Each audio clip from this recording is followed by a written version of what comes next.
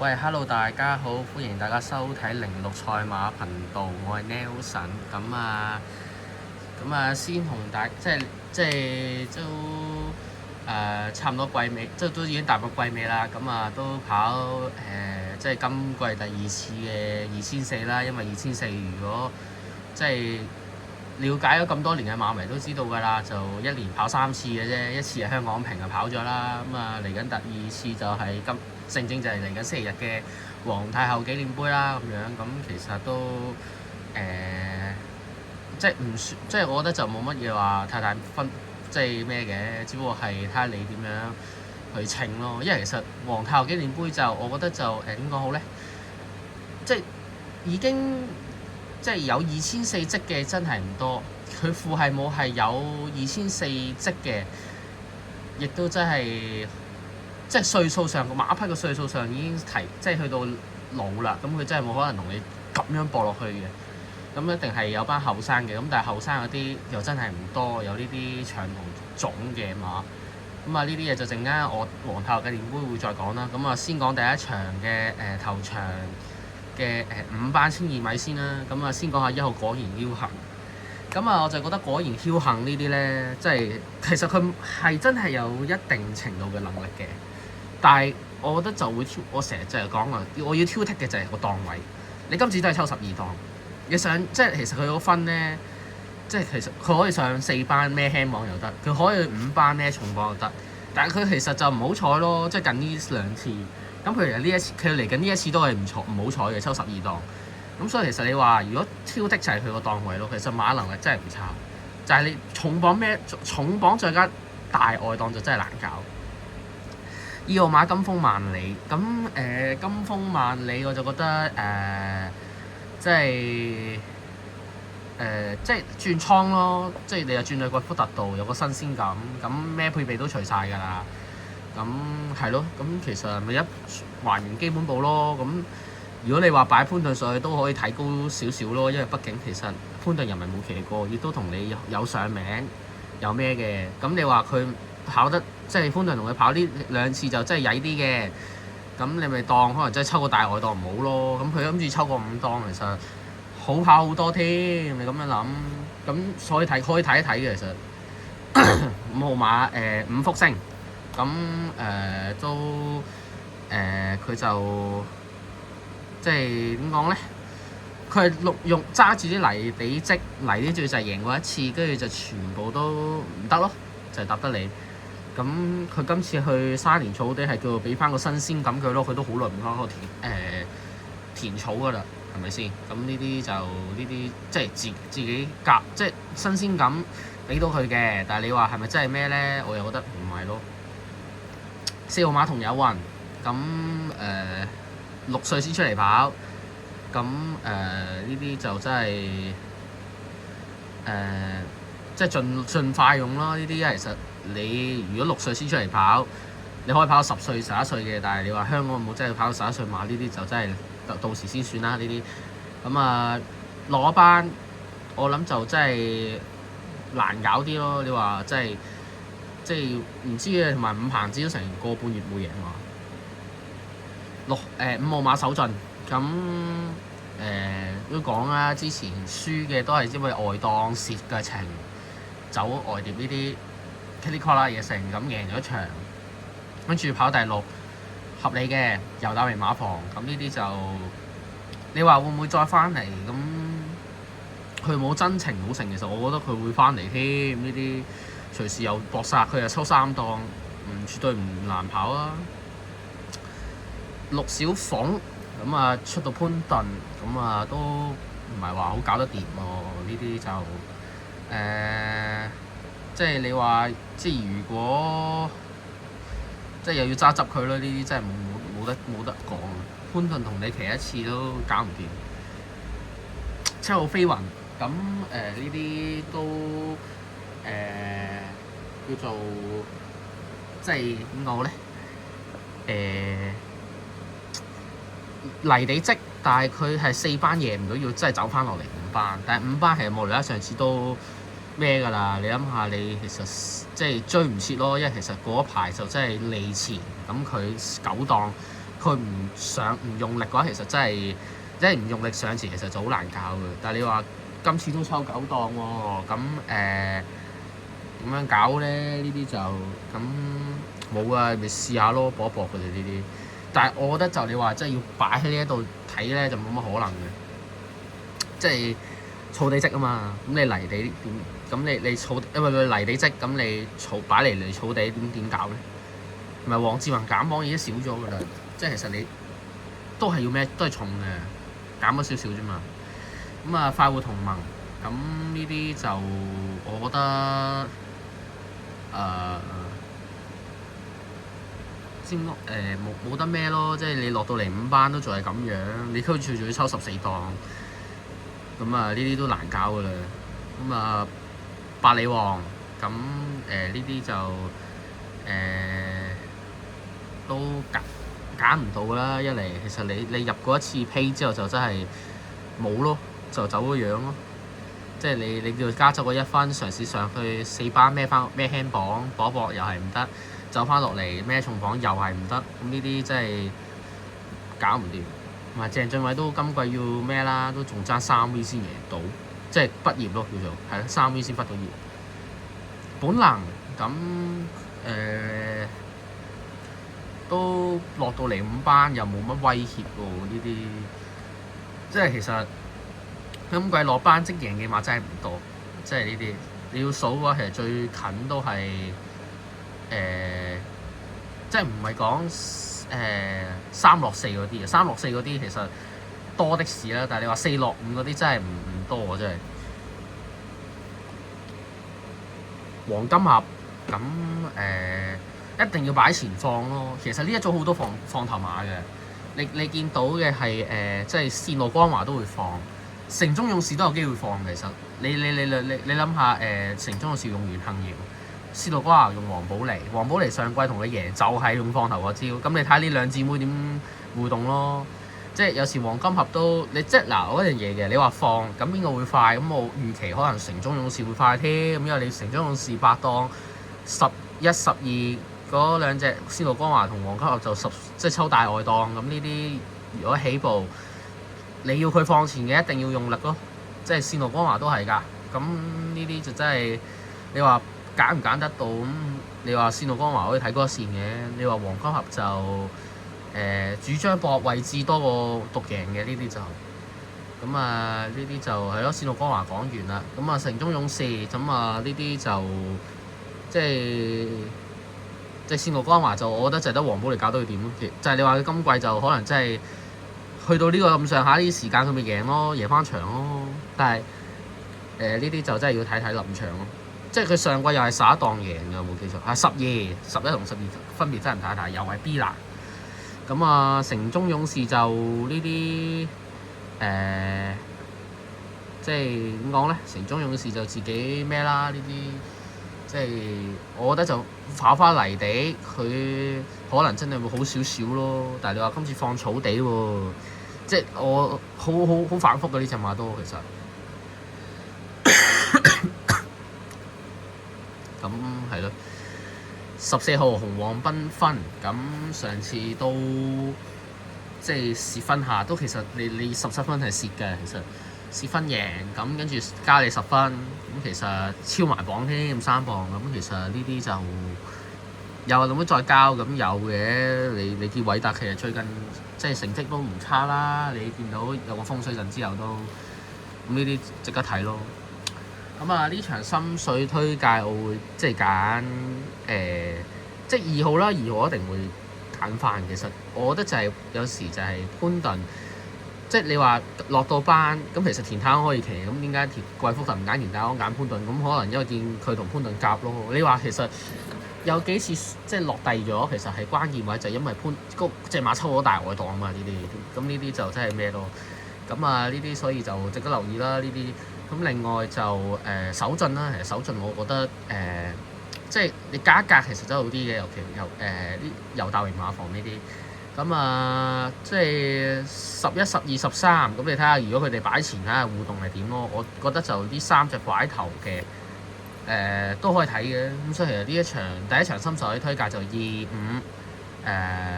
11、12、13啦，係啦，14都包埋咯。其實因為14我見其實夜馬嗰個姿態出色嘅，咁就啲6隻啦。接住落嚟第2場4班嘅1200米，咁啊都即場嗰下1號啦，咁啊1號8000好運，咁啊初出即贏，咁啊1000路程嚟嘅，1000嚟嘅，咁啊之後咁佢我覺得佢喜出望外咯。你孭住個重磅，即係你初出完，你之後話要再打贏就少嘅，但係你話走樣又多的是，但係佢又冇走樣，咁跟住。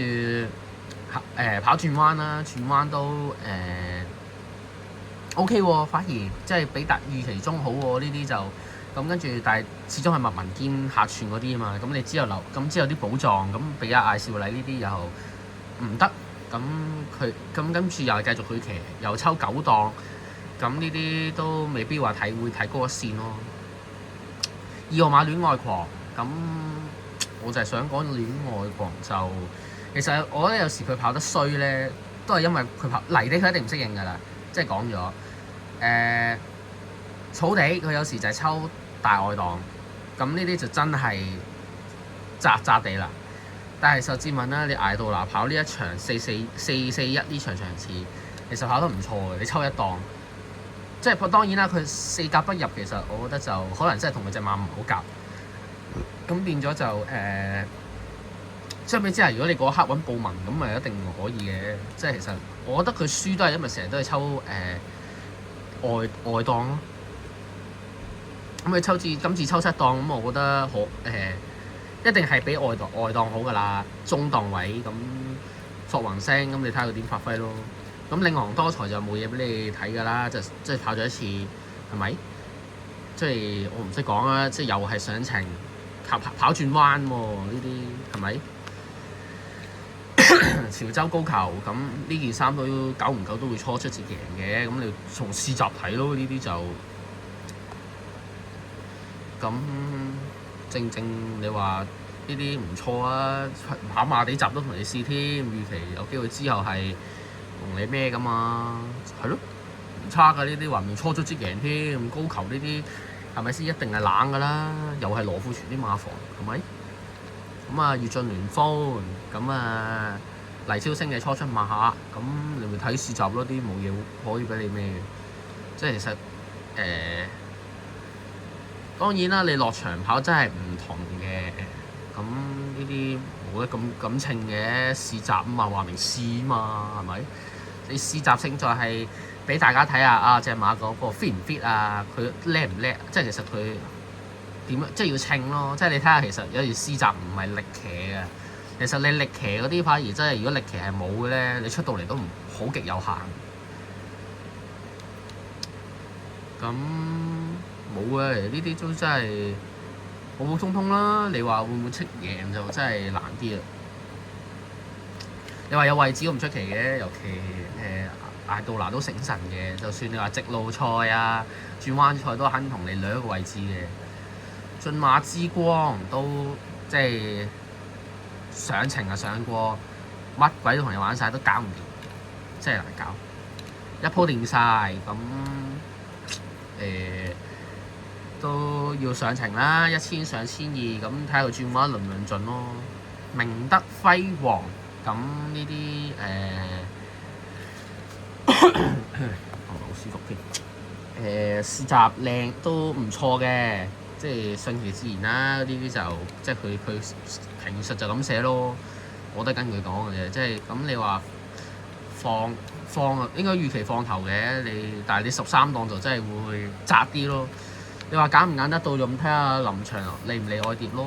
你預期如果佢起步真係同你放頭，你貼難放，咁你起步一定用多力㗎啦，冇可能唔搶嘅。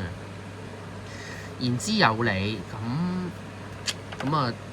抽8檔咯，但係你其實上2次輸咗都係因為抽大外檔咯。但係你話今次抽8檔一定好少少咯。但係你話係咪真係至於話要跑4甲咧？我覺得就未必啦。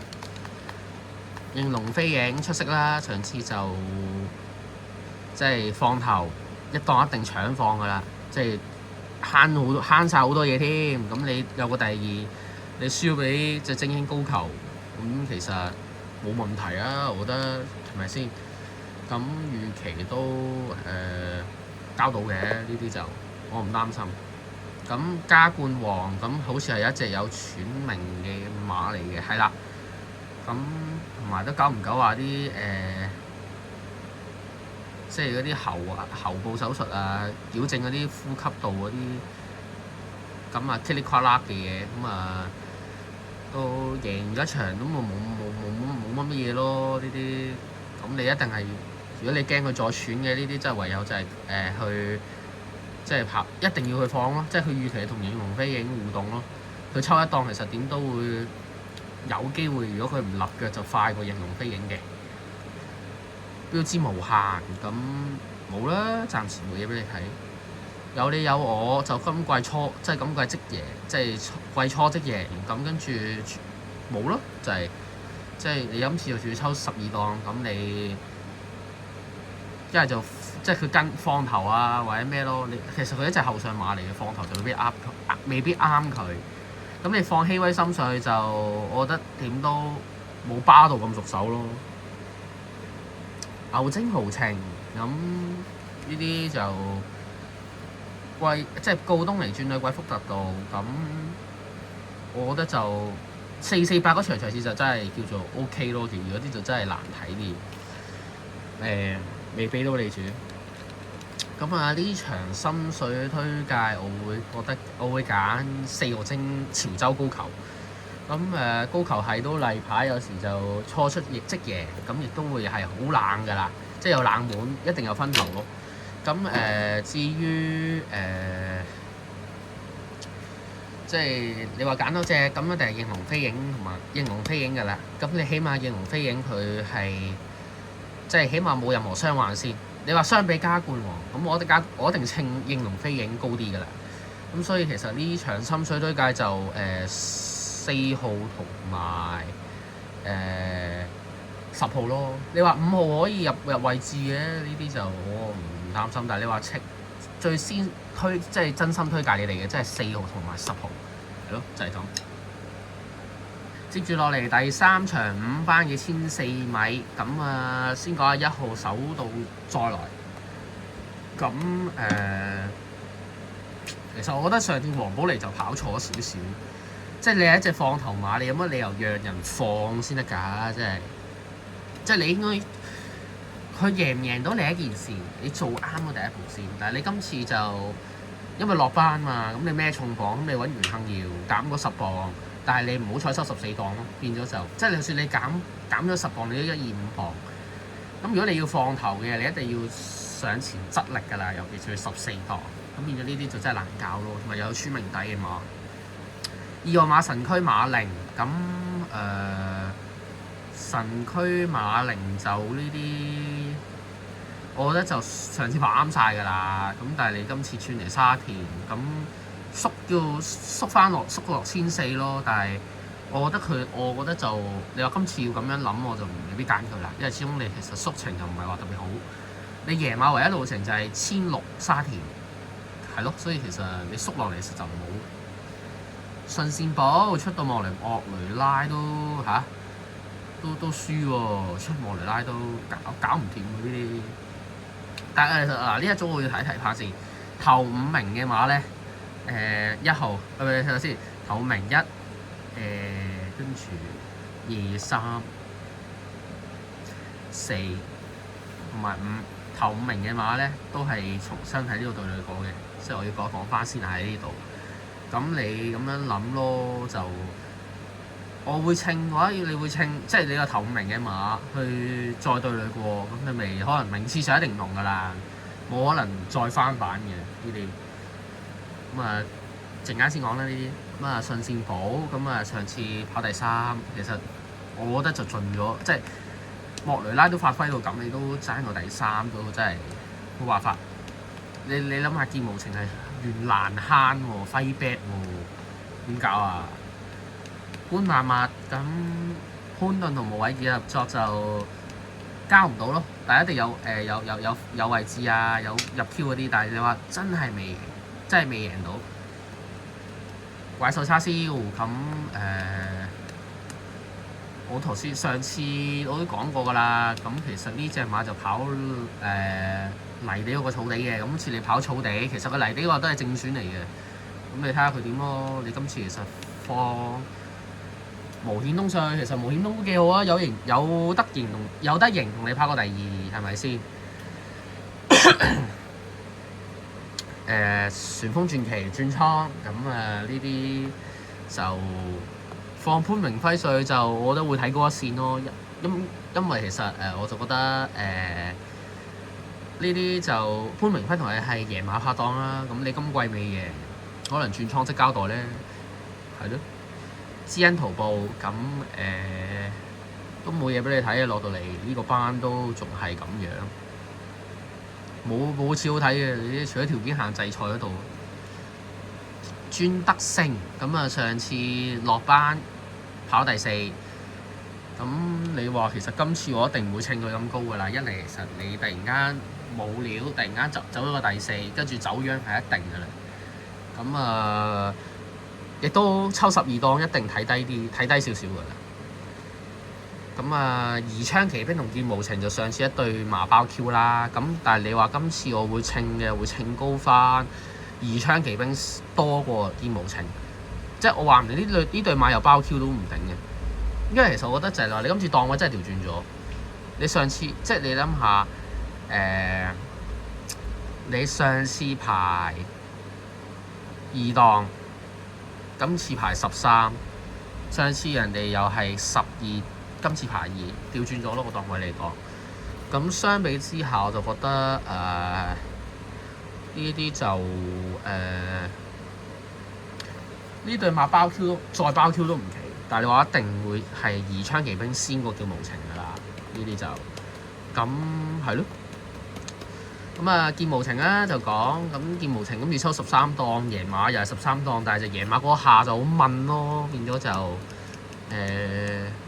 跟前嘅。咁你話睇下嚟唔嚟5月3號嚟唔嚟跟前咯？呢啲其實我覺得過去嘅星期3個馬日就係因為落雨，咁你個地就真係會爭啲嘅。呢啲就11號馬問鼎巔峰，咁都仲未去到巔峰住嘅。呢啲就係咯，跑過一次第4之後走樣。我都話多的士嘅呢啲駿馬之星，咁冇嘢俾你睇。呢啲就又係入完一次，即係又叫做即係場場都熱門，但係場場都唔知都係得個第3，入 Q 都未入過。呢啲真係難搞嘅，呢啲頭都痛。紅當當咁我覺得就其實跑馬地一定唔啱佢㗎啦。我都同意，即係佢呢一次跑馬地但係就唯一贏馬就係董明樂同佢贏咯，跟住之後就冇咯。你話金城江就我覺得即係我覺得跑啱晒㗎啦。你金城江外碟都走過，咁我覺得就即係你話今次放埋艾少麗上去，可能真係會爭啲咯，都係不加外求咁即係呢啲就即係今季入嗰場冷 Q， 跟住就又冇影咯。呢啲即係又係多的士嘅嘢嚟㗎啦。咁你話睇下冇方法咯。如果唔係，其實都要走人㗎啦。呢啲冇得留低。咁呢場心水推介咧，我會揀首先90一對一定包翻㗎啦。咁你話順善寶，咁我覺得值得留意咯。但係你話如果熱門，我一定唔覺得可以搏㗎啦。咁6號馬旋風傳奇咯，因為我覺得旋風傳奇就始終你配翻贏馬拍檔潘明輝，亦都轉咗倉，咁呢啲真係值得留意咯。咁冇㗎啦，就即係36、90啦，係啦。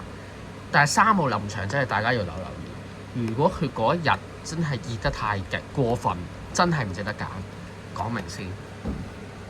跟住落嚟第4場嘅4班1200米，咁頭幾場都係1200米咩㗎啦。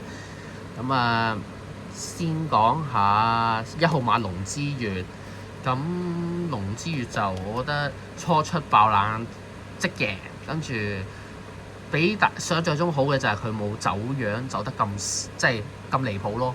即係其實好多初出馬員，即係之後再跑孭重磅真係唔得，會走樣得好勁。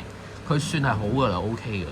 但係你今次都係要孭重磅，亦都要抽大外檔，所以其實都唔會會覺得佢有咩好俾你睇。咁啊，2號馬團結戰0，咁轉倉第2次，咁啊跑馬地即贏啦。咁跟住今次轉嚟沙田，咁呢啲亦都換一換人啦，換阿梁家俊上去，咁你咪睇下佢點發揮咯。但係你話會唔會再贏就真係爭啲啦，因為其實我都覺得佢有少少走樣，或者淨係得個近字咯，贏就未必得咯。川河石區咁我就係覺得呢樣嘢咯。你話放莫雷拉上去就易，但係你今次放阿布浩榮上去，我就唔知點啦。咁有時我覺得咧，你放布浩榮上去，咁你如果唔係熱嘅，咁我都值得留意。但係你今次抽13檔，我覺得點我都會擔心咯，即係一定唔會扯得咁高㗎啦。4號馬手機標啦，咁呢啲冇㗎啦。但係你哋睇下神操嗰度去判啦，呢啲咁神操喂試閘佢係靚嘅，即係輕輕鬆鬆咁同你試咯。嗱，我就想講，如果試閘輕鬆咧，唔需要話特別力騎咧，其實出到嚟咧冇乜嘢，其實幾好嘅。試閘越嚟越好啊，即係你話呢啲後勁仲要咁好，呢啲咁呢啲都值得留意啦。睇兩課閘，咁你咪睇下佢初出會唔會即贏咯。但係你就話咁，唯一擔心一個點就係11檔唔知點跑，愛心萬里呢啲其實睇試閘就普普通通咯，未算話好出色咯。即係你相比之下，比手機標能嗰隻馬就一定差少少，你都會水皮少少㗎啦呢啲。咁呢啲冇啦，其實普普通通，即係試咗咁多課閘，即係做足功夫。但係你話隻馬冇就冇㗎啦，3歲喎，呢隻都係3歲，咁但係你要咁稱邊個試閘好啲？咁手機標能，咁你話唯一擔心手機標能咪就係11檔咯，係咪先？人哋抽9檔，即係好你少少咯叫做。王者威風咁跑過一次，跟住再跑，冇乜俾你睇嘅呢啲就。7號馬無尾小子咁都係到而家徐雨石啲新勝馬又麻麻地，咁繼續跑咯，跑羅跳先至有嘢俾你睇。步步合拍咁上程嚟1200，咁要睇一睇啦，因為呢啲唔係隻馬話轉彎都好叻嘅。賀龍飛翔咁即係叫做抽翻去6檔，好過上次11、14檔嘅。但係呢啲你真係要考驗咯，因為其實始終都係1200，即係上咗嚟1200啊！你1000上嚟1200咧，轉彎啊要，你唔係好多隻馬轉彎好叻㗎嘛？呢啲華麗再贏咁，其實我覺得 OK 喎。上次即係你縮程咁跑咯，但係你話今次仲可唔可以咧？就有一個疑問咯，因為其實你見其實佢上次都有分頭冷少少嘅披嚟嘅，你今次再話你再入嚟，咁你咪睇下佢再入嚟係交唔交得翻上次嘅水準咯，因為我好怕走樣嘅呢啲。嘉應光彩咁呢啲練馬師嘅咩啦，我相信呢個就係同嘉應高升嗰個嘉應田係一樣嘅，咁呢啲練馬師聯禮同佢合作。即係其實多的是㗎啦，呢啲就咁呢啲，但係就擺潘頓上去，咁你咪睇下咯。14檔我就覺得就未必可以稱咁高咯。非凡時刻咁434呢場同暴風一族鬥到拉屎分勝負，咁輸咗個鼻位，咁跟住就有少少走樣咯。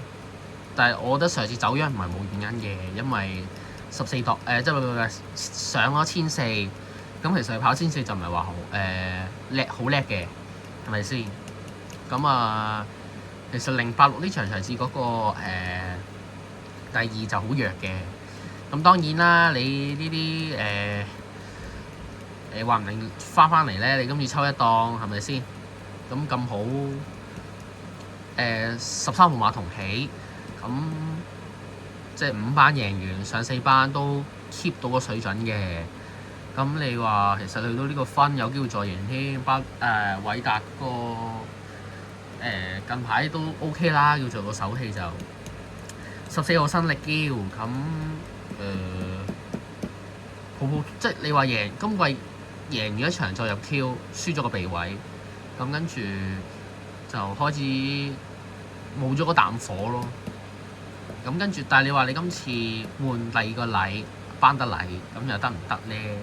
未必同佢夾咯呢啲，即係你話會唔會落5班再咩？可能你要再減多少少分先咯。因為我覺得其實佢而家減到個分差唔多去到佢贏馬嗰個分㗎啦，即係冇理由咁嘅。咁啊呢場心水推介其實我就覺得你話要即係其實範圍真係唔係好多，一啲即係你覺得係佢有實力嘅馬，但係你要計檔位佢真係差。咁啊，預期不如咁啦。如果係我揀兩隻啦，12、13，因為其實我覺得12、13佢12我就覺得佢個檔係好咯，起碼係抽翻我一檔先。你13就真係偉達近期唔錯啊。咁你去到呢個分又有呢個榜，其實話唔定再贏都唔定嘅，係咪先？咁啊，所以呢場心水推介就12、13呢兩隻啦。接住落嚟第5場4班1400米，咁啊先講下1號線路萬里，咁我就覺得即係 OK 喎，即係你落到去5班，潘頓3次都唔放手，第4次同你贏，即係證明其實即係我覺得有一樣嘢嘅，有時你潘頓跑完一啲馬，佢覺得好唔甘心，一定騎多次，佢一定係證明咗一點。佢突然間跑下放棄咧，揀第二隻馬係一定有原因嘅。即係當然啦，落場跑又真係另一件事嘅。我哋唔可以咁樣去咩？即係你而家未跑，我梗係唔會咁咩啦。咁但係呢啲就真係我會咁樣諗，就係潘頓同你贏呢2場，你今次擺袁幸賢上去，咁其實因為個磅重啊嘛，你即係贏咗完之後，咁你叫做抽5檔，咁袁幸堯，咁你預期都會搶放㗎啦，佢都係放頭或者跟前贏嘅，咁呢啲即管睇下佢點啦，其實都係咯。咁2號馬創寶區，咁我覺得就1200跑得悶啊，咁你咪試下真情咯，真情熟習咗一次，有追勢，咁跟住上次跑到第3，我覺得係好出色嘅喎，佢個走係話俾你聽，佢有追嘅喎，有勢嘅喎。咁呢啲同埋即係畢竟啦，以前冠寶區艾杜拿都同你贏過，咁其實我覺得問題真係唔大嘅。呢啲就3號馬鳳凰，咁我就係成日覺得樣嘢咯，佢有時贏唔到，可能真係抽個外檔，係咪先？你見其實揾霍雲星同佢係贏馬拍檔嚟㗎嘛，咁你話贏唔到，咁真係有啲奇怪咯。呢啲就即係。唔知啊！呢啲有時好反覆嘅，有時咧一係就入 Q， 一係咧就即係唔知去咗邊。呢啲真係好難搞。你何濟都同佢上個名，有個第4啊！呢啲即係搞唔掂，又抽外檔10檔，睇下點跑啦。4號馬總統輝煌，咁會唔會跑多少少先知，俾到個質素你睇咯。即係你4檔同1檔冇乜分別㗎，你1檔如果唔好彩都會有機會塞㗎呢啲。咁啊5號快樂控制，咁轉過一次場，咁可能真係唔算話好出色，咁咪試下翻返嚟沙田咯。咁但係13檔喎，你點跑咧？又唔一係一個疑問咯。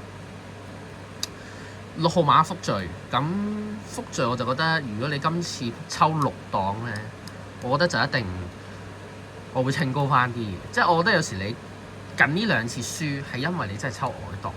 你話今次抽6檔，我覺得我真係可以叫做擺高少少。你話增程咁可能真係要撻咯，隻馬有時就係、是、咁你跑前咁咪跑1400，咁希望你快啲撻着去追咯。7號馬共創歡欣，咁577嗰場場次就俾隻幸運騎兵阻到啦，跟住嚟翻次真章，咁啊真係跑第3，咁但係就換人咯，換布文上去，咁預期都咩嘅，因為其實你希斯都個勢唔錯啊，都有權爭冠軍練馬師嘅，佢而家都季尾咯，你睇下啲練馬師去買馬就知嘅，呢啲就咁啊爆馬逍遙騎士，咁我就覺得冇普普通通咯，就最叻都係跑第4，冇啦，跟住健康小馬咁都係冇嘢俾你睇㗎，唯一一個好處就係真情咯，但係你話真情俾2檔你係唔得就係唔得㗎啦，係咪先？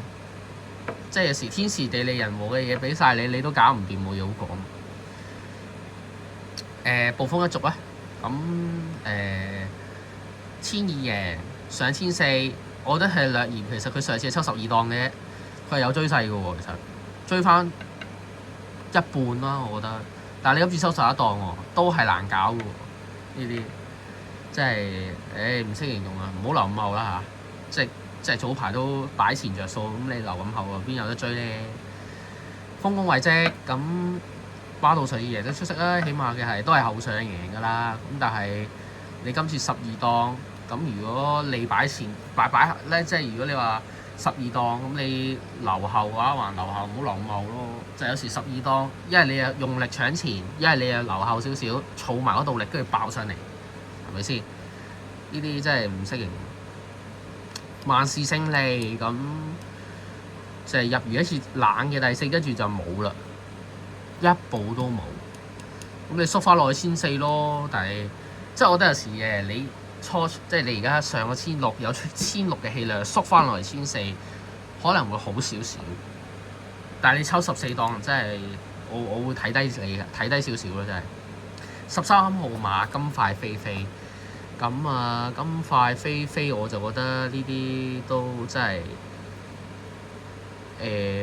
你換蔡明少上去，咁蔡明少都咩啦？打破頭馬荒啦，去到差呢個時段先贏翻今年嘅第一場頭馬啦，26年咁都幫到盡㗎啦。徐宇石都，但係你話呢啲我覺得你一定冇金城安咁熟手咯，所以我一定都係清低少少。明亮光輝咁呢啲就。唔知點解咧？你初出嗰場係熱門嚟嘅，咁我又唔知哪來的自信啦。呢啲咁你而家都差唔多臨咁落班啦，咁呢啲可能減分啦，落5班啦呢啲。咁呢場心水推介咧，咁1號一定會稱翻嘅，因為其實你今次擺完恆橋上去減咗10磅，你如果係真係擺前嘅，你一定係着數㗎啦。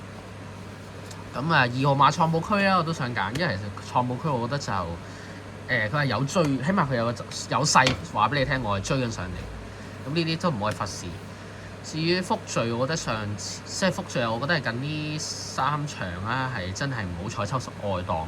咁你今次抽翻個7檔中檔位咧，其實我覺得一定睇稱高啲嘅，再加埋你真情，我覺得係一定有原因嘅，因為你真情係想令隻馬快啲撻着。咁希望佢跑，即係有個勢需追上嚟，咁所以值得留意咯呢啲。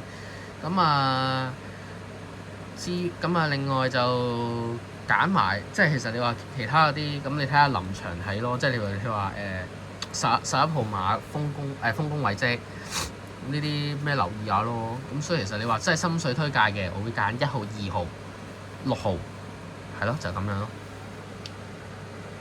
接住落嚟第6場嘅皇太后紀念杯啦，即係 G3 賽嚟嘅，亦都係一個讓賽嚟嘅。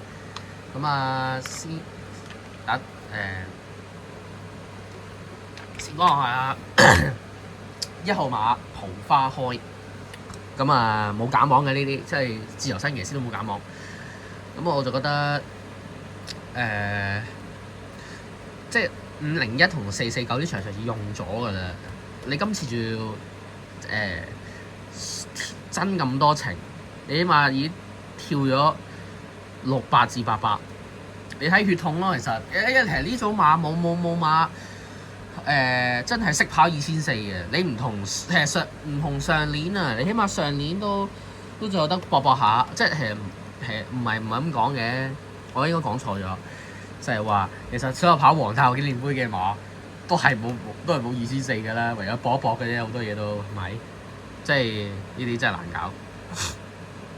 你見桃花開，即係父母線冇一隻馬係識可以跑到咩嘅，跑到2400跑到咁鬼長，同埋你用咗嘅桃花開，你即係嗰兩場夜馬嗰場啲細，呢啲真係唔知點搞。以個馬天象龍區咁冇乜血嗱，未跑過2400嘅，但係其實我覺得佢有心嘅。即係你諗下，其實佢上次嗰場跑1800，好明顯就係俾試閘嚟㗎啦，係咪先？你見其實你睇跑完第8，蒙面東都繼續騎，係咪先？其實我覺得係真係9成9係真情。即係而家可能隻馬咧跑1800都唔得，因為你而家你諗下2000真係冇馬俾你跑，即係冇路程俾你。2000你話要跑2000，唔係好多賽日俾你揀。一嚟呢個第一，第二你諗下2000沙田都已經冇咗啦，即係。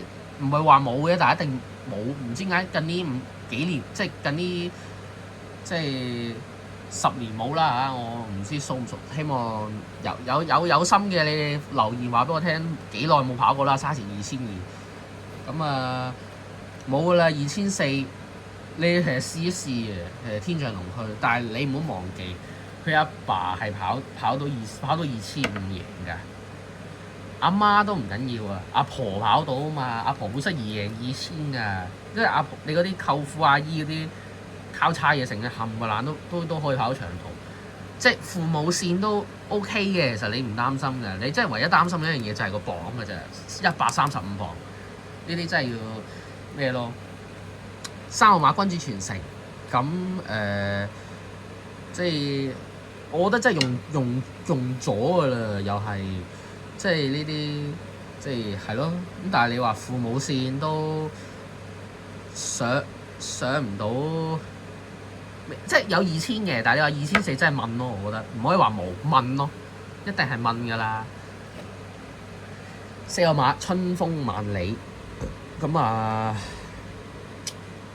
即係難搞喎，係咪先？完全贏馬1800，大佬你而家跳到600米啊，又係嗱，遙遠星空啦，又係啲 feel 啲子字嚟嘅。咁啊，啲 feel 子字最叻就其實澳遊氣泡都係嘅，但澳遊氣泡而家冇咗個勢啦，好明顯。顯心星最叻都係顯心星，咁但係你話冇線有咯，我只係答你冇線有咯。你話副線真係冇咯。因為阿婆都跑到，阿婆嗰啲即係阿媽嗰邊嘅成員啊，即係阿婆嗰邊嘅成員都跑到咩？有實即係你可以搏咯，呢啲即係春風萬里就海上大軍咁。上次喺內蘭馬林嗰邊捐咗上嚟，咁但係佢勝在嘅就係佢嚟香港之前都有跑2091，咁你當2100啦。跑多300，咁你咪多，即係問題唔算話好大嘅。你本身阿爸都跑到2400，阿婆都有咁上下嘅乜嘢，即係阿媽係咯，即係咯呢啲同埋今次孭個磅唔重啦，你起碼相比之下，你同天象龍區差11磅位喎，好跑嘅呢場其實係咯，呢啲就可以留意下嘅，你係咯。火焰閃爍，我就係覺得其實你喺爭打比入場券嗰段已經用咗㗎啦。咁sorry 啊，咁呢啲都揀唔到咯。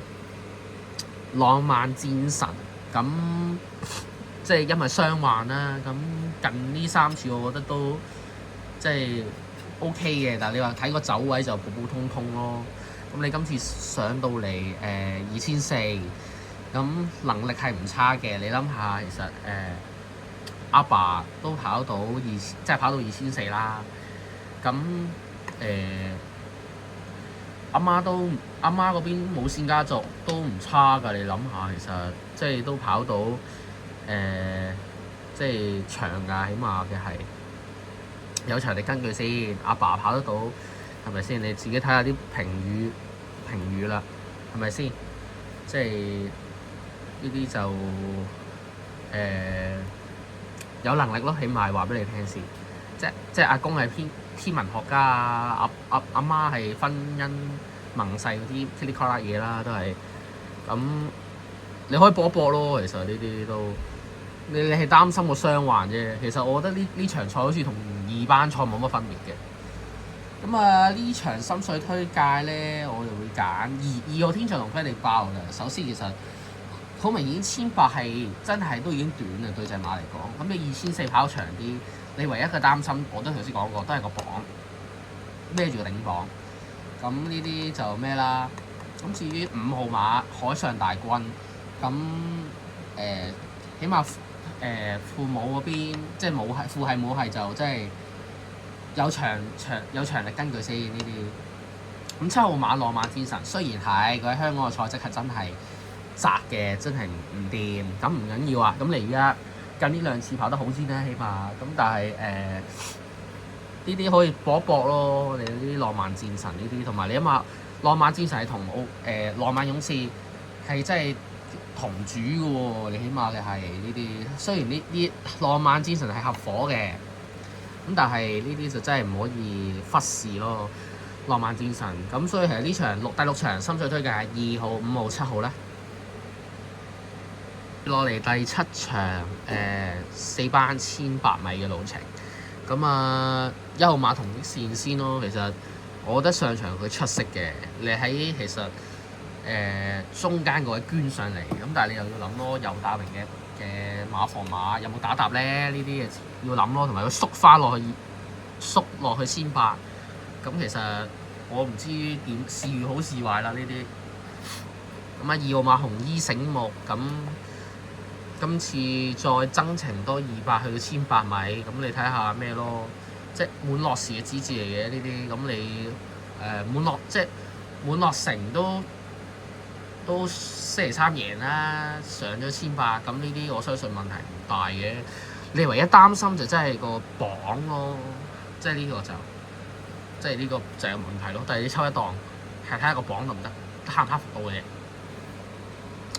3號馬勤得天下，咁轉咗轉人，再上多200，咁睇下點咯。呢啲就即係有時覺得即係。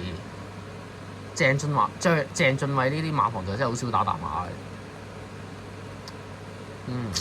睇父系就麻麻，父母系就爭啲啦。暴風雷咁其實上超明已經係跑錯啦，即係跟前咗，咁冇力，咁力弱末段，咁試翻課習都 OK 嘅。但係你話即係我覺得係嘢，你跑翻1800真係好啲。即係我唔知係咪你2000就爭少少咯。你話真係上次跑錯咗，我唔知呢啲即係你唔係跑唔到啊！你2200都入到 Q， 我覺得係上次真係你跑錯多過咩先。5號馬赤風嚟，咁放到莫雷拉都搞唔掂，換播榮咯。咁睇下播榮點啦，呢啲就唔識形容咧。盈妙星咁潘頓試過一次有位都走去塞車。跟住俾翻個批你啊，跟住又打回原形。咁啊呢啲上1800，其實我覺得呢隻馬跑1800真係好啲喎。即係我有時覺得你1600係真係短添啊，我都覺得越跑得長越好啊呢啲。7號馬紅桃大戰咁啊都上程，但係抽14檔咧，呢啲就真係咩嘅。但係我有時覺得你1814檔都唔需要話太過擔心。你可以慢慢 cut 噶嘛，你咧成800米直路，你慢慢 cut 過去都得啦。你揸即係好似揸車咁啫嘛。你呢個位你 cut 唔到，唔緊要，你行前多少少再 cut 咯。咁啊，8號馬豐福幸運，咁上場就我覺得就有少少打麻波嘅。你阻到隻雙嘅，咁雙贏都星期三跑長途2200都入到 Q 啊。其實我覺得呢隻馬問題唔大嘅，你1800、2000佢都得嘅。起碼有勢先，佢追上嚟。咁啊，9號馬富幾耐？星期三跑完又跑啦。咁啊呢啲，咁啊，我覺得就如果你話縮咁多咧，就真係要睇下佢密跑得唔得啦。呢樣真係要睇，我唔敢話佢唔得，但係你密跑喎。咁啊係咯，咁啊加落保區咁，以為即係我覺得有時一樣嘢嘅，你想搏，即係其實點講好咧？我上次搏咗一次，但係就賴咗嘢咯。呢啲就咁你要睇咯，呢啲又要槍成勢咁我覺得就翻嚟沙田咯，即係你跑馬地又贏過，沙田又贏過，咁你咪中間落墨咯。我形容叫做咁啊，進城區咁出色㗎啦。其實你2次都入 Q，你係放爭少少啫，你就嚟放到。咁你而家去到呢個分呢個榜，咁輕榜一定得啦。你放頭你13檔啫，咁你13檔咪慢慢 cut 咯。你其實唔需要太急嘅，係咪先？至高心得咁冇乜嘢話俾你睇到嘅。呢啲就即係批又入過，第4又入過，冇啊冇啊呢啲發財金鍋咁，即係跟前又試過，留後又試過咁。呢啲係真係爭啲咯，佢冇發財比級咁好細咯，唔係抽外檔啊嘛，你13都係抽外檔㗎，係咪先？但係呢啲要睇騎師嗰個發揮點樣咯。咁啊呢場心水推介就2號紅衣醒目啦，先講。咁啊紅衣醒目，我覺得就即係滿樂城都星期3上1800都贏到。其實我覺得紅衣醒目真係唔需要太擔心。佢有個1檔係唯一擔心個榜咯，但係其實都5歲咯，4歲咯，係咪先？你擔心啲咩啫？佢好過3歲先，3歲咩重磅一定紮細啲咯。4號馬暴風雷咧，因為我覺得係暴風雷佢係上次跑錯咗啫。如果你係可以當抹出去嘅，咁今次我覺得跑得啱㗎啦。今次預期唔會搶㗎啦，應該咁啊。營妙星咧，我都想解釋，因為營妙星我覺得就即係雖然佢反覆即係呢部啲表現，但係我覺得其實佢可能真係關嗰個騎師發揮或者個際遇事咯。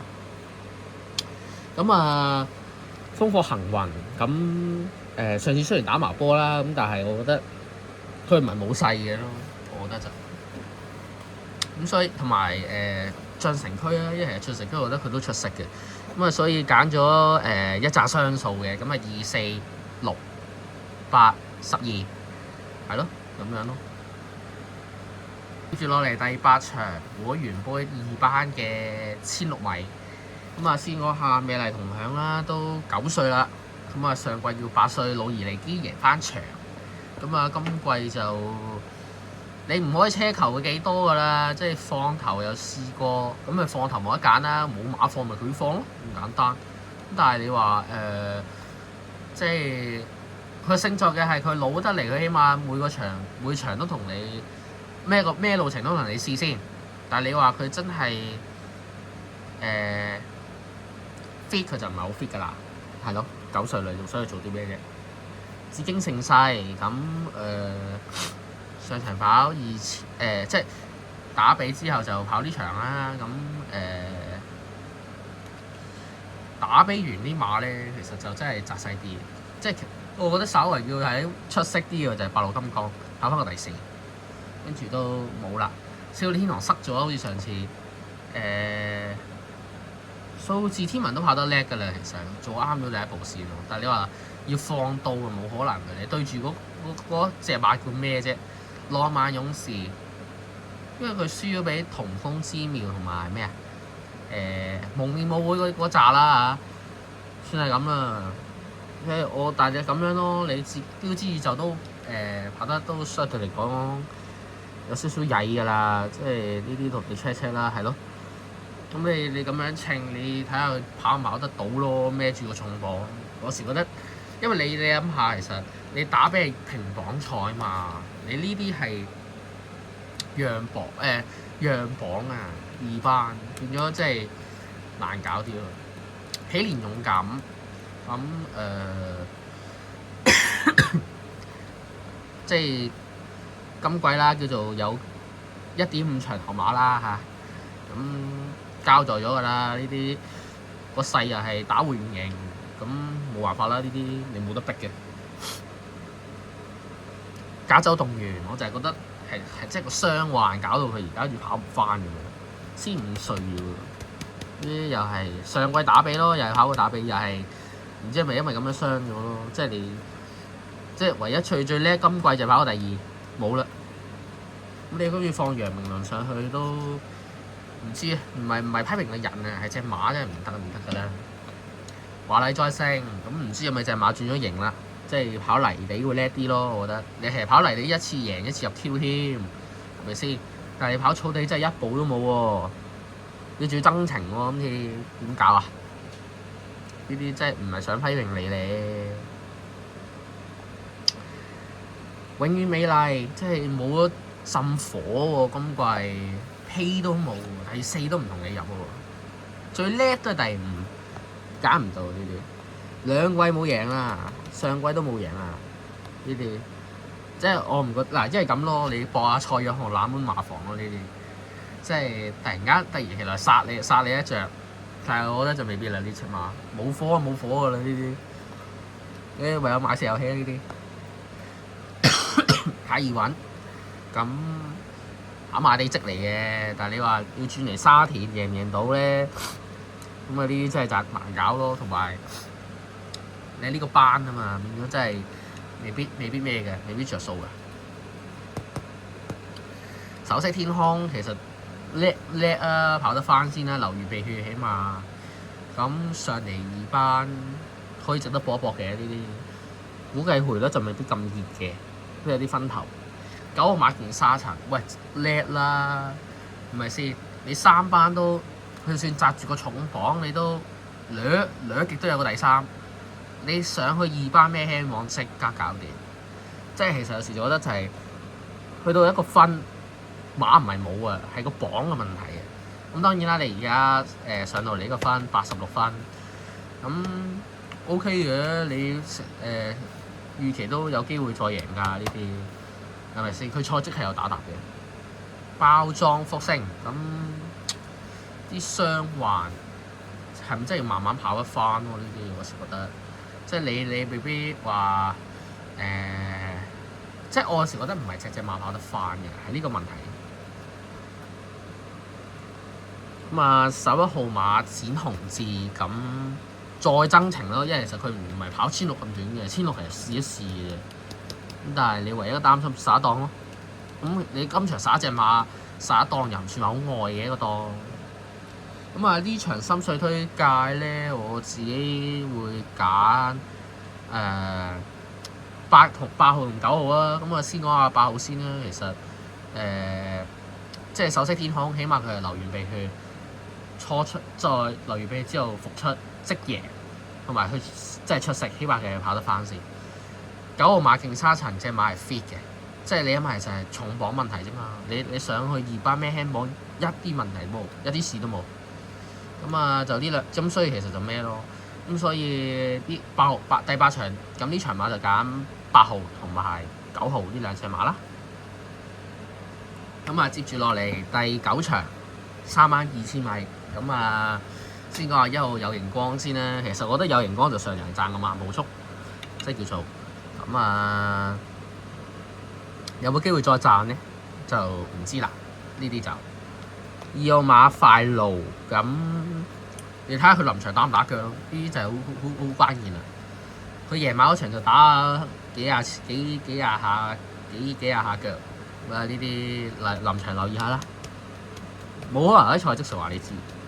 你睇佢打唔打腳嘅。咁啊3號馬幸運派彩，咁其實本身佢就冇2000嘅場力嘅，咁打比咪試一試咯，咁有獎金咯，叫做有追勢先，起碼有勢追上嚟。咁但係你話再跑2000，咁呢啲都咩㗎啦？即係打比之後再出嗰啲馬咧，除咗我都頭先所講啊，除咗8號金剛要跑個第4之外咧，其餘嗰啲冚唪唥都唔知佢喺邊。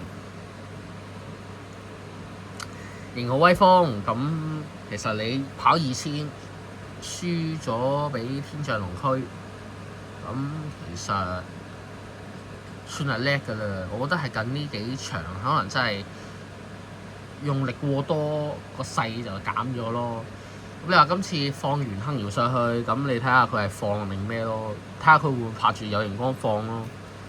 呢啲就咁我馬超易穩，咁未跑過2000嘅，咁呢啲就阿伯，即係你諗下父係冇係都唔得，即都真係冇話有2000嘅長力，咁呢啲真係未必揀到啊！有一檔都冇用啊！路馬極光之子，咁佢初出嘅時候都係跑2000嘅，咁跟住試下轉場縮程都我覺得相比之下好似縮程好啲。你而家翻嚟2000，我覺得又係有機會打回原形嘅。7號馬發財先鋒，我要稱讚下呢隻馬嘅，咁你即係今季都能夠18歲再贏，跟住再入有個批有3次批，咁算係咁嘅超額完成，我都唔奢望佢今次可以贏。你話有冇機會入批，咁你咪試下咯，10蚊20蚊呢啲安帝，咁上次咬人喎，隻嘢就先唔講咬人先，呢啲就即係嗱，我就咁樣睇咯。你話咬唔咬人嘅話，佢係咪有機會冇第3咧？冇人知，佢突然間咬人啊嘛，係咪先？冇人知呢啲，咪佢就係咬勁大威猛啫嘛。今場勁大威猛都喺度，係咪先？咁呢啲係咯。咁9號馬智英拼搏，咁上次就中間落墨，即係佢1000贏過，跟住542嗰場就1800贏。咁上次中間落墨就爭啲咯，我覺得，但係佢有勢追嘅。你話佢去今次2000，咁父係起碼得先，咁母係嗰邊都唔差，咁你可以預佢一直咯，有3檔。咁10號勁大威猛，咁初出嗰次咁毛遠東同佢贏啦。咁跟住流過鼻血，咁佢復出，咁都唔敢話操勞過多㗎啦。咁次你跑2000，咁佢2000係有嘅，咁你睇下佢得唔得咯？因為有時我覺得流鼻血嘅馬，你唔可以操勞佢過急。如果佢再流多次鼻血咧，就走㗎啦要。咁妙算強人又真係出色喎，突然間走咗個冷嘅第4入嚟。咁但係當然啦，你而家轉沙田又增程，咁呢啲你睇下佢得唔得啦？即管睇下。咁呢場心水推介咧，我又推介即係1號智英拼搏啦，1號有熒光啦 ，sorry 啊。咁因為有熒光，咁其實佢擺前嗰日就好着數嘅，即係嗰期。咁希望佢有機會再賺多次啦嚇。咁2號要睇佢真係臨場打唔打腳先。如果打腳嘅咁，大家留意下咯。咁至於即係安帝都值得留意下嘅。你諗下2000係有嘅，咁佢上場係衰咬人啫。你撇除咬人，其實可能佢都出色㗎，係咪先？咁9號馬智英拼搏啊，因為畢竟父母線嗰度都有2000嘅根據，係咪先？咁勁大威猛都曾經贏過2000，咁即管睇佢跑唔跑得翻啦呢啲。咁就咁樣啦，所以就1號，即係呢一場第9場心水推介就要1號、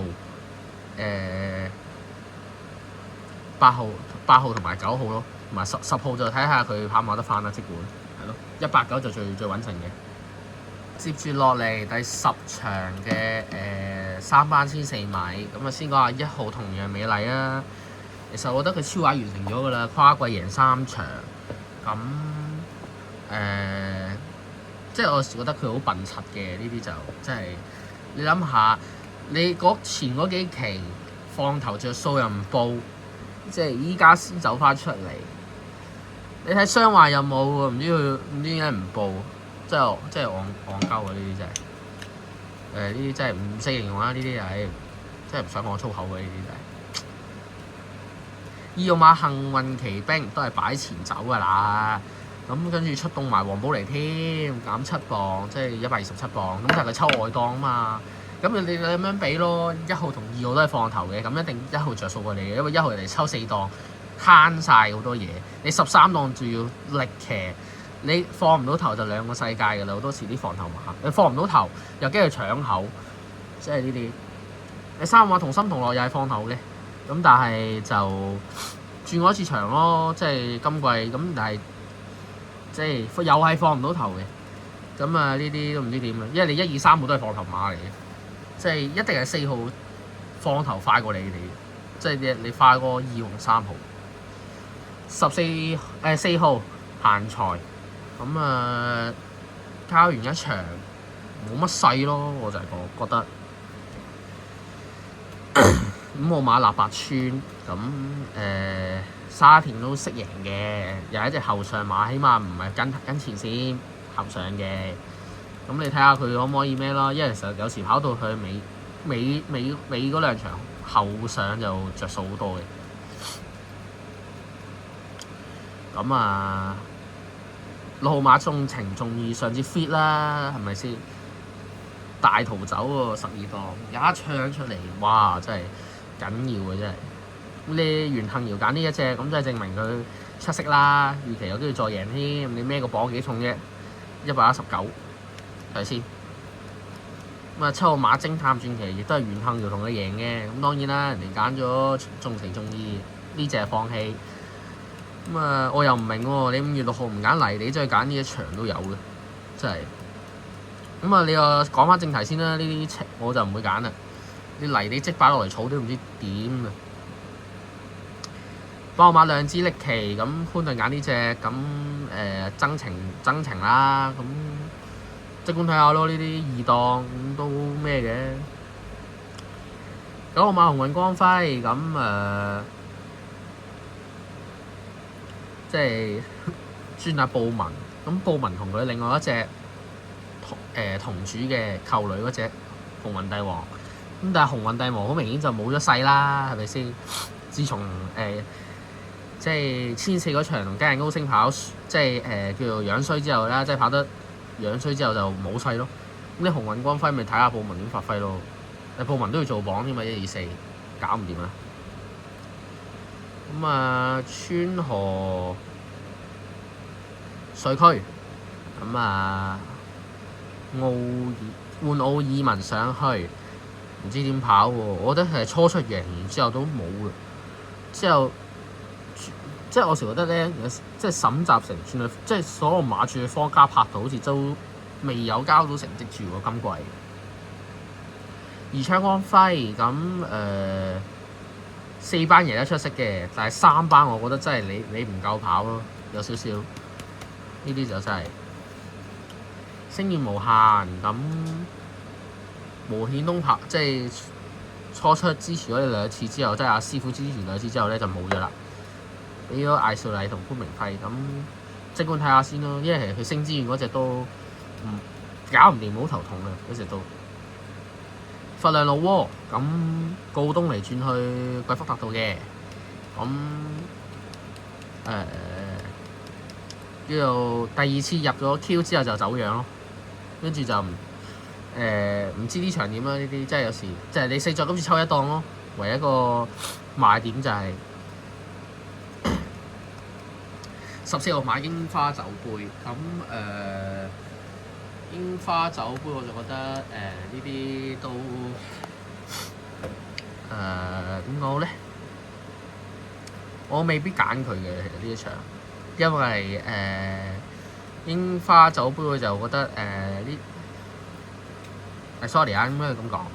佢今次上嚟3班，咁但係你面對個對手都幾強嘅，即係你贏馬係跟前噶嘛？你諗下，已經有3隻馬跟前，你點樣搞咧？呢啲即係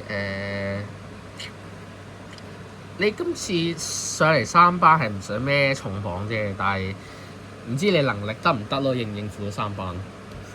咁呢場心水推介我會揀即係嗱，因為始終呢種放頭馬多，我唔知嗰日即係當然啦，佢跑到而家咁後場線，一定放頭冇咁着數。咁啊，預期係咁啊，不如揀6號重情重義啊，因為我想講重情重義。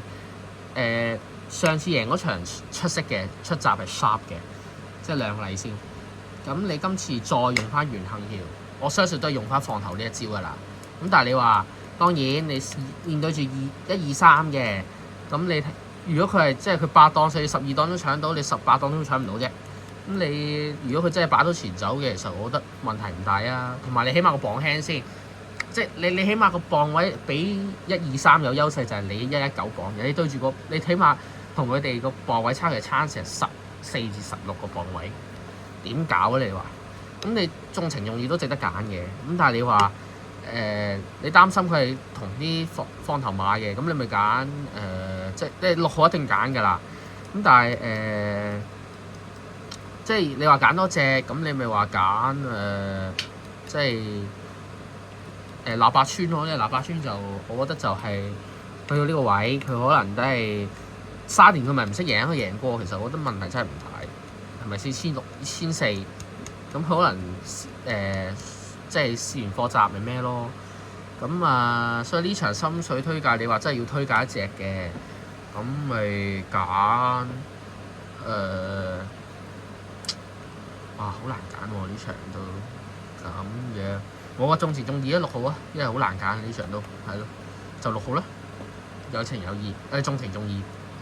接住落嚟尾場11場3班嘅1200米，咁啊先講下1號跨境寶馬先啦，內閃王嚟嘅，咁啊即係復出咗啦，試咗咁多課習終於叫做合格啦個習，咁佢初出唔內閃，但係就即係。有追勢咯，但係你話始終騎師好怕佢閃咧，變咗係呢樣嘢就影響咗個發揮。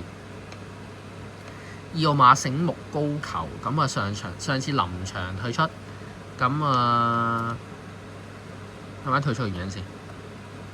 左前腿不良於行，咁啊變咗，我覺得今次就會稍為清低少少。原因之一，佢贏咗2場。未必再交到。第二樣嘢啦，就14檔。如果你真係要搶前放，你一定用得多力嘅，所以呢啲都未必揀到咯。3號馬競搶王者，咁我略然覺得就係佢始終佢嗰2次嘅第3咧，真係喺一啲小馬嘅場合度，即係入個積嚟嘅。因為你今次面對咗14隻馬咧，你即係嗰個即係變咗個競爭力一定多啊！咁呢啲真係唔知啦。輕馳千里咁上到嚟呢個班，咁其實我覺得唔錯喎，起碼嘅係咁即係輕馳千里同嗰隻英雄豪傑都平頭啦，有係咯，大家都跑第一。咁但係嗱，我咁樣稱嘅，你英雄豪傑你唔可以咁，即係你就唔可以同咁樣即係因為英雄豪傑始終。上個星期日係跑1400，咁你輕馳千里係跑1200，咁難度係一定係1400上1400，1000上1400，點都難過1000上1200。咁變咗你話輕馳千里上要跑第一次上去1200，跑過第2咧，唔錯噶啦，算係咁啊。咁啊，當然啦，輕馳千里今場都會包翻嘅，係啦。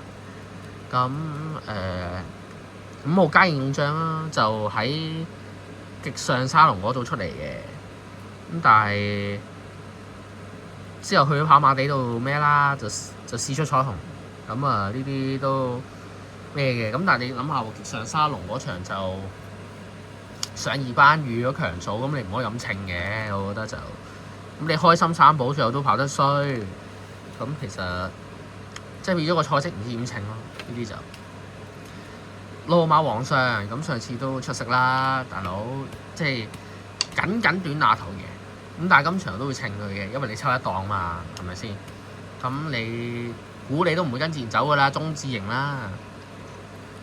7號馬勇者為王，佢都係一隻放頭跟前嘅馬，但係當然佢抽12檔，我覺得一定係稱低少少㗎啦。始終你個搶閘同埋你爆千杯不醉都係放頭嘅，變咗你即係你要睇下佢點互動啦。即係你7號同8號，仲有隻2號，咁你睇下點互動咯。咁啊，8號馬千杯不醉啦，咁啊希威甚至贏咗場，跟住再入 Q。我覺得預期咧，佢上到嚟即係繼續都係1200跑咧，一定都可以交到㗎啦。其實你上次都係升班，你輸咗個班次啫。你熟霎咗一定唔差，咪你抽6檔、抽12檔，係咪先？一定好跑。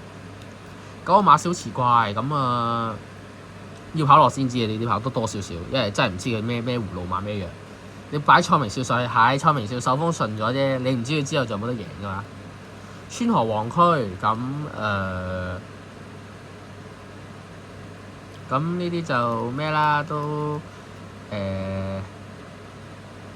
即係你喺外地跑1250嘅，咁你選擇向後，咁你跑1200，咁你睇下點咯。因為其實方家話啲初出馬就冇乜嘢嘅，即係冇乜嘢俾你睇到嘅。即係你一係你睇試集咯，你睇試集就真係莫雷啦同你試嘅，咁梗係得啦。你今次你擺咩喎？你今次擺何澤堯上去喎，咁你唔可以咁講啊！呢啲知勝策略，咁呢啲就如果你話知勝策略呢啲，我就點講好咧？未必揀佢啦，因為你今次又係跳程嘅，咁你上嚟咁你一定要考噶啦呢啲。知有聲咁你即係上次抽12檔，今次抽13檔，都係個結果一樣嘅預期都。咁愛馬森，咁你上次上程得，咪翻去咩咯？咁預期應該都相信會跑得好嘅，同埋預期都超1磅噶啦。金城光要14號馬閃電小子都係要考嘅一樣嘢，就係即係嗱考過一次，即係要考嘅一樣嘢咯，就係轉彎。即係你上嚟1200嘛，你要睇下佢得唔得先呢啲嘢就。咁啊呢場心水推介咧，我自己會揀4號輕馳千里嘅。始終即係2號，你話要點解唔揀？你話啲14檔點搞咧？你重磅喎，係咪先？咁呢樣嘢真係要留意咯。即係佢唔係最重，但係都算重啦個磅。咁輕馳千里，我點解會揀？就係我覺得佢上嚟1200個結果俾出嚟嘅結果就係出色，起碼佢俾到你先，即係個結果。咁6號馬皇上值得提啦，上次贏得都相對出色嘅。你今次抽1檔一定好跑好多。咁啊8號馬千杯不醉啦，因為其實你諗下放頭，你6檔一定都放得好，放頭一定冇咁蝕，一定唔會蝕得，即係一定起碼賺比星目高球勇者為王賺先，呢啲就。咁啊，係咯，咁所以呢場我心水推介會揀4號同埋468啦，就呢3隻。咁啊，歡迎大家留言話俾我聽，即係我推介啲心水啦，有冇即係幫到你哋啊，或者啲粉蒸嘢食啦。咁啊，亦都希望幫我 share 呢個頻道啦。咁啊，同埋 like 同埋 subscribe 啲片就咩啦。咁啊，係啦，都久唔久都試咗，都就嚟試咗都1個月啦。咁啊，都多謝即係啲訂閱者先，咁啊都有支持下啲片先啦，係咯。